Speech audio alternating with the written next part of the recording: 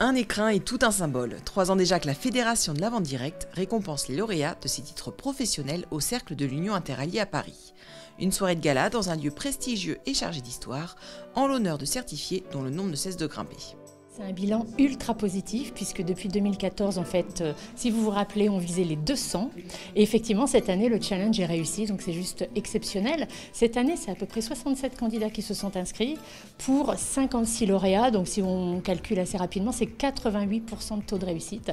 Donc on est vraiment très très fiers. On assiste vraiment à une montée en puissance de cela. Un certain nombre d'entreprises, nouvelles entreprises nous ont rejoints encore cette année.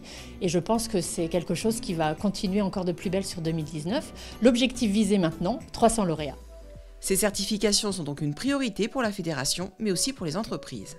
Des sociétés qui ont tout à gagner à encourager les conseillères et animatrices à se lancer dans ce défi personnel.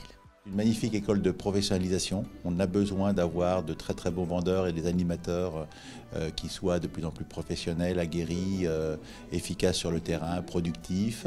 Je pense que c'est un très bon investissement également pour l'entreprise parce que tous les certifiés sont des vendeurs ou des animateurs extrêmement fidèles. Ces personnes sont de plus en plus rayonnantes et puis elles apportent beaucoup aux autres puisqu'elles incitent également la certification et elles en parlent avec leurs mots et qui sont en général forts et qui fonctionnent. Je pense que la certification et la formation permettent de faire évoluer les délégués et on a effectivement fait des statistiques.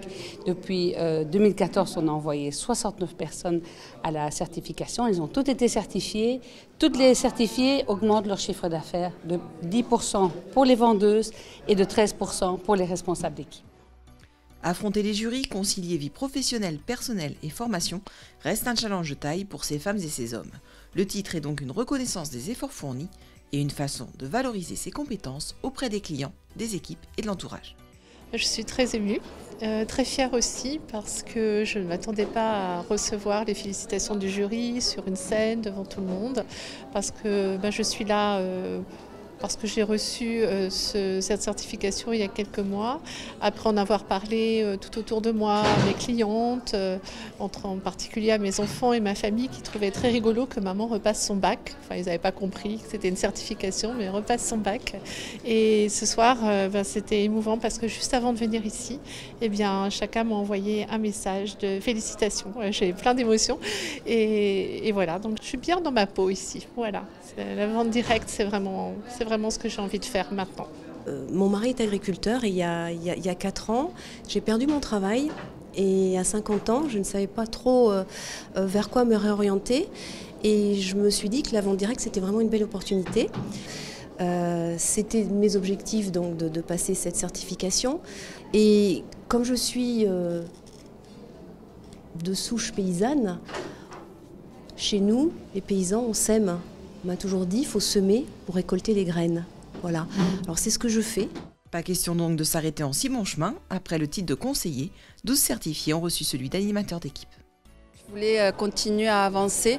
J'avais vu ce que m'avait apporté la certification de conseillère et maintenant celle d'animatrice. Vraiment, c'est pour un peu clôturer en fait cette formation. Et ensuite, c'était important aussi par rapport à mon équipe pour leur montrer l'exemple. J'ai plusieurs conseillères d'ailleurs qui ont passé la certification de conseillère suite à la mienne il y a 2 ans.